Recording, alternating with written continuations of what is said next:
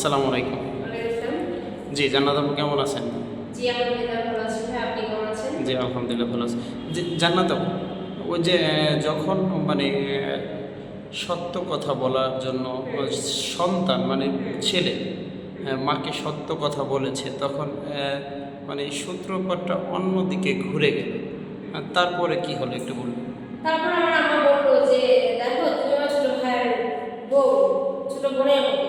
তো তোমার এখন আমার এই কথাগুলো বলা ঠিক না। তুমি শিক্ষিত একটা মেয়ে হয়ে তুমি কেমনে পারো আমার প্রতি অবিচার করতে?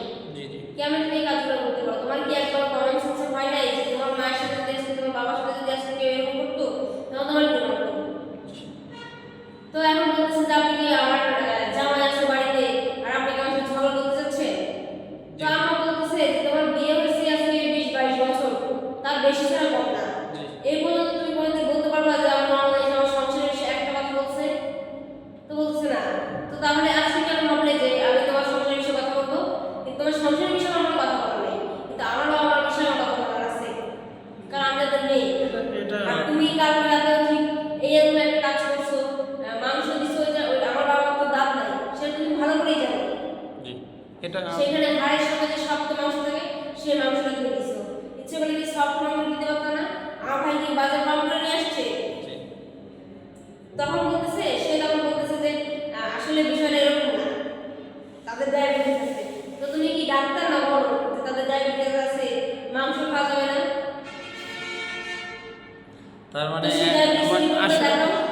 আসলে যে সে অপরাধী, হুম। আসলে তার কথা অপরাধ ঢেকে রাখার জন্য সে হয়তো বা যে কোনো একটি বাক্য ব্যবহার হ্যাঁ, করেছেন, আসলে তো এটা এখন পরে এখন বলতেছে যে সে, তো তুমি তো টেস্ট করছো, জানো যে তাদের ডায়াবেটিস আছে, সেই রিপোর্টগুলো দাও, জি, দেখি যে কত পার্সেন্ট ডায়াবেটিস আছে, এই জন্য 2 কেজি গোস্ত বেশি খাওয়া যাবে না, আর হাড়ের সঙ্গে গোস্তই খাওয়া লাগবে।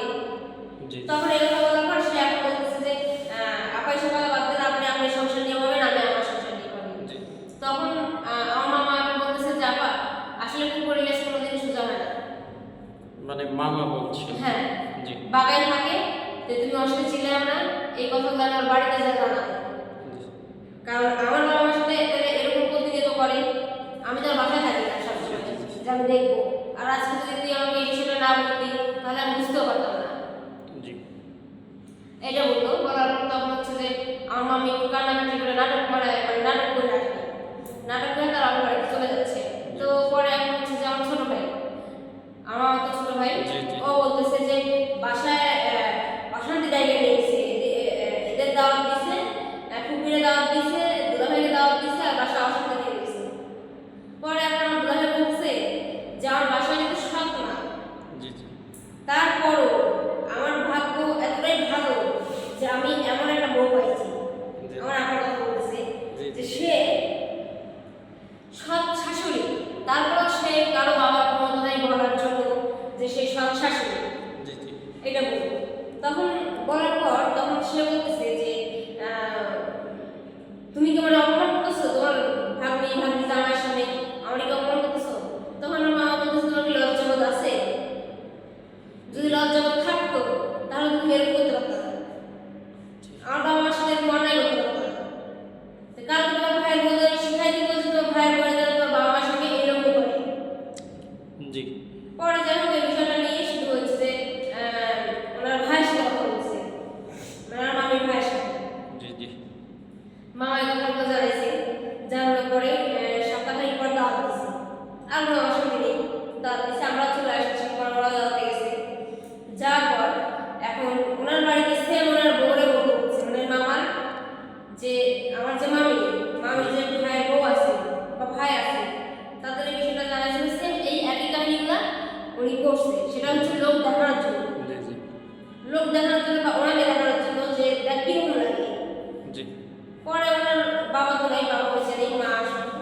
তো মাকে 1 পিস মাংস দিছে, আর সবগুলো জানাতে সেই ক্ষেত্রে আমি পরবর্তী প্রতিবেদনে ফিরে আসবো। প্রিয় দর্শক, আমার বোনটি এখানে এসেছে তার একজন জীবনসঙ্গী খোঁজার জন্য। সেই ক্ষেত্রে জীবনের গল্প বলতে বলতে আমরা অনেক গল্প বলছে।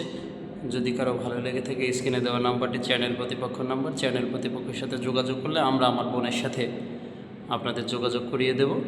সেই ক্ষেত্রে সবাই ভালো থাকুন। আসসালামু আলাইকুম।